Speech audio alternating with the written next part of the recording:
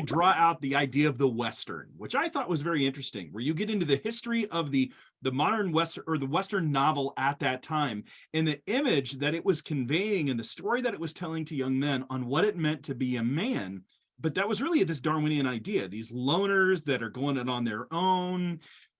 But why did you feel the need to include that? Or why did you want, not feel the need, excuse me. Why did you want to include that in your book so that people could get this idea of how masculinity has been shaped and formed? Well, first of all, because it's a fact. I'm being factual. This is what happened.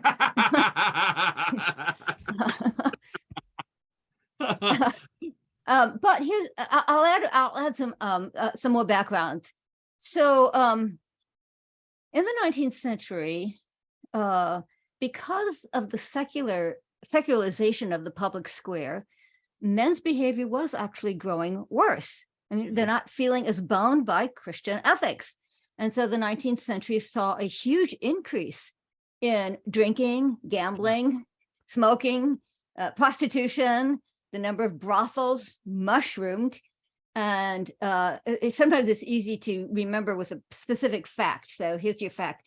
In 1830, Americans drank 3 times as much as they do today. You said that was the highest time of alcoholism in American culture in 1830. I'd never heard that stat before. So I was surprised. I went, really? That's the highest? It's not people leaving Bud Light now? I mean, is that where we're at? And so there was a reason for all the reform movements of the 19th century, you know, like the temperance movement. Right. You know, men were drinking away the family money, leaving their family destitute. You know, they were coming home and beating their wives because they were drunk. You know, public drunkenness, you know, people just falling down drunk in the streets was becoming a problem. And so there was a huge reform movement. And by the way, it was especially young men. They were coming in from the countryside to get jobs in the city. And so they were being separated from their traditional structures of authority, like their family, their church, their village. And they were much more prone to fall prey to the vices, you know, in the city. And so the reform movements, however, were driven largely by women because they were attacking what were primarily traditionally male vices: drinking, gambling, prostitutes. And in the 19th century, what was also happening, of course, is as the secular realm said, you know, we need to be, as the public realm said, we need to be secular and value free. Well, who then is in charge of values? Well, you relegate those to the private realm. And who's in charge of them then? Well, women are, because women are still in the private realm at the time. And so for the first time ever in human history, women were said to be more morally and spiritually superior to men. This was completely new. All the way back to the ancient Greeks and Romans, people had thought that men were more moral.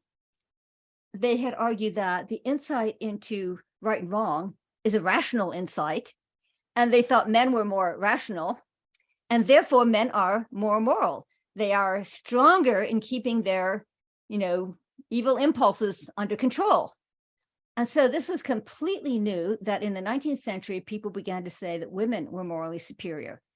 And one way that they expressed that was by saying, well, in that case, we need to bring our moral superior view into the public realm. And so they drove a lot of these reform movements. Well, by the end of the 19th century, men began to rebel because that was very demeaning to men, to say that men were just naturally more prone to sin and vice, especially in areas like sex and alcohol. And by the way, I just was interviewed a few days ago by a young man in his 20s, and he said, it's in the church today. He said, it's just assumed that men are going to have more trouble with sex and porn and addiction and so on, and that it's up to women, it's up to their wives, you know, to hold them in check. So apparently, at least in some circles, it's still much the same attitude. But at any rate, you asked about the novels. Mm-hmm. So in the late 19th century, men began to say, we're tired of women telling us that we're the bad guys, you know, that we're the villains in society. And so there was a new term was coined, it was over civilization.